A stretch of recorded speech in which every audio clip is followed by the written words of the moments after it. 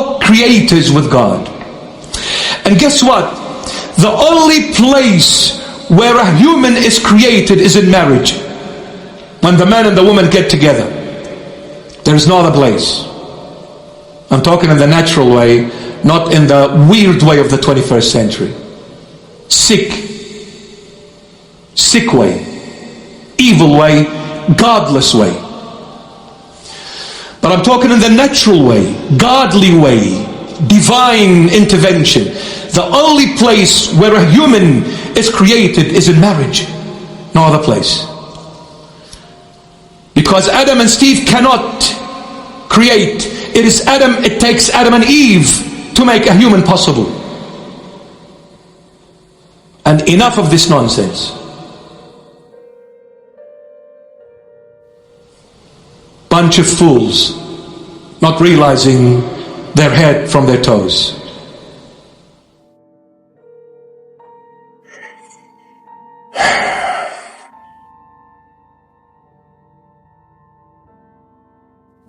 Parents, piece of advice. I know life is very difficult, it's not easy. There is a lot of responsibilities. There is a lot of things I need to attend to. Especially nowadays, everything is gone up in prices. I cannot afford, I'm working 2 jobs. The husband and the wife are working. They're leaving the children. If they are not fortunate to have grandparents to look after them, there is the kindergarten, there is that preschool, there is that child care center. But let me tell you one thing. I know sometimes we cannot help it. We cannot do much about it. I need to put my child in a child care center in order for me to go to work, because 1 wage is never enough. 2 wages, we are barely making it. It's hot. Turn the aircon down a bit. Thanks, brother. I was just going to say that, and I saw you going like that, and I said, that's it. I'm going to make the call. An executive decision. Turn the aircon, make it cooler. So both parents are working. Not everybody has the privilege and the blessing of grandparents. And don't grandparents come extremely handy when you have children? Oh my goodness. Let me tell you this, daughter. Don't ruin it with your mother-in-law, because she will be very precious for you in the future, in the near future. So don't ruin it with your in-laws. Be nice to them, because you may have to call them and say, Mother, can I bring my baby to you because I need to go back to work? I've been off work for the last 12 months. We are struggling. If I don't go, I'll leave without pay. Cannot afford it. So please, mother-in-law. She'll say, well, since you've been nice to me, no problem. Bring the baby. And since we mentioned grandparents, let me tell you this fact that you may not have been aware of as grandparents. Do you know why you love your grandchildren more than your children? Have you ever thought of it? You know why? For one simple fact.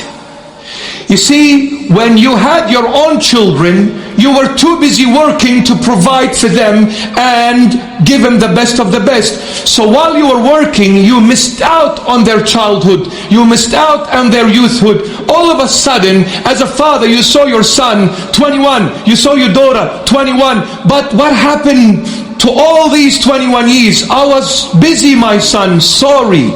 I had to work 50 hours a week, and I was working even the weekends just to make sure you have a beautiful, bright, successful future. And when I came to enjoy my son and my daughter, they were already adults, and they went, found a partner, and flew away before I became their friend. So what do I do as a father and a mother? I'll wait for the grandchildren to come. Because the grandchildren are your true children that you missed out on growing with them. Now when the grandchildren came, I slowed down as a father. I was young when my son was born. I didn't have the time for my son. But when the grandson came, I am in my 60s. I am in my 70s. Automatically I've slowed down. Maybe now I'm receiving pension. So as a pensioner, I have all the time under the sun. I'll take my grandchild to the park. I'll take my grandchild to a walk. I'll take them to shops. I'll buy them lollies. I'll buy them chocolates, presents, whatever they want. Why? Because I say to myself, I never saw my son, but I'm seeing my grandson as my true son, where I'm spending all the time with them. And this is why we love them more than our children. We never saw our children, but we saw our children in our grandchildren. But sometimes, as this person puts it so beautifully, he says, there are certain people, they spread joy and happiness wherever they go and whenever they go. Did you get that? There are certain people, they spread joy and happiness wherever they go and whenever they go. Grandchildren, when they come, they bring joy and happiness, and when they leave with joy and happiness because I've had enough with them. Come, my son, get your children out of here. They've given me nothing but a hard time. But anyway,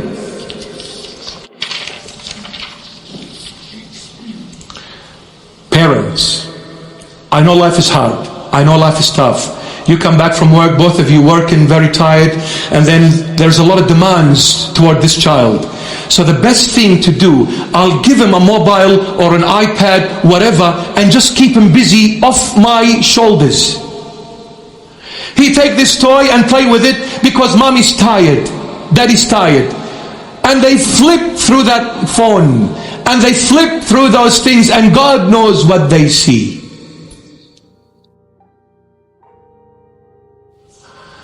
Or I'm too busy sitting in the garage and smoking the argila. Or I'm too busy with my friends. Parents have the biggest responsibility. We need to make sure that the children are fed and fed correctly. Because at the end of the day, with all love and respect, I'm saying this, no one is the same as mom and dad. No matter how much you love the child, you can never give them that emotional, that mental, that spiritual food as mom and dad would do to their own kids. No matter who you are and what you are. The child is in need 100% of mom and dad. And this is why two parents with the same sex, disastrous.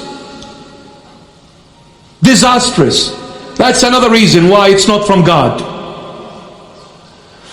Because let me tell you this, what affects and drives the man is logic. What affects and drives the woman is feelings and emotions. This is why when a man goes shopping, it's totally different to a woman going shopping. Imagine the man wants to buy a pair of pliers. They go to Bunnings. The first entry, at the front entry of Bunnings, they see this beautiful young man or woman standing there. He will say, excuse me, where can I find a pair of pliers? Oh, it's aisle number 31. Thank you. He will go to aisle 31 and he will go straight to the pliers, grab him and run out of there as quick as possible. Even Speedy Gonzales with all of his might will not reach you with that speed. Arriba, andale, you want to go for some lunch, some dinner, you know. So you'll be Speedy Gonzales, straight to aisle 31, get the pliers and out of there, Bunnings. The woman goes shopping. See, that's logic. Logic sometimes is dumb. So you took all the effort in changing and sitting in the car and warming it on a very cold winter day and drove half an hour to Bunnings just for 2 minutes. What a shame. But the logic says 1 + 1 = 2. I want a pair of pliers, that's what I'm going to get. The woman is affected by the emotions and feelings. She'll take you shopping with her. If you try to teach her to be you, you'll be sleeping in the street.